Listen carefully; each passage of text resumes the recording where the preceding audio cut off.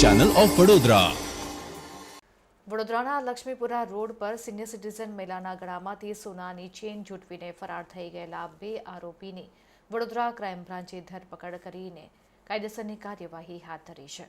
વડોદરાના સમધા વિસ્તારમાં આવેલા મયુર પાર્કમાં રહેતા સિનિયર સિટીઝન મહિસા મોરે 8 એપ્રિલે પૂર્વ પોલીસ સ્ટેશનમાં નોંધાવેલી ફરિયાદમાં જણાવ્યું હતું કે તેઓ તેમના ભાભી સાથે વૈકુંઠ ધામ ખાતે બેસણામાં ગયા હતા અને બેસણું પતાવીને ઘરે પરત ફરતા હતા. તે વખતે સાંજે 4:30 સમયે સ્વામી વિવેકાનંદ હાઇટ્સ પાસે પહોંચતી વખતે અચાનક પાછળથી બાઇક આવતી હોય તેવો અવાજ આવ્યો હતો અને ગળામાં પહેરેલી સોનાની ચેન તેઓ ઝૂંટવીને ફરાર થઈ ગયા હતા.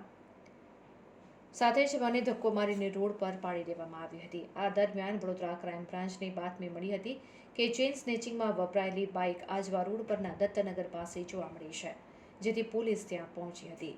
પોલીસને જોઈને બંને આરોપીઓએ ભાગવાનો પ્રયાસ કર્યો હતો. જોકે વડોદરા ક્રાઇમ બ્રાન્ચે આરોપી નાનકસિંહ સિકલીકર અને સતનામસિંહ ઉર્ફે કાલુ સિકલીકરને ઝડપી પાડી વધુ તપાસ શરૂ કરી છે.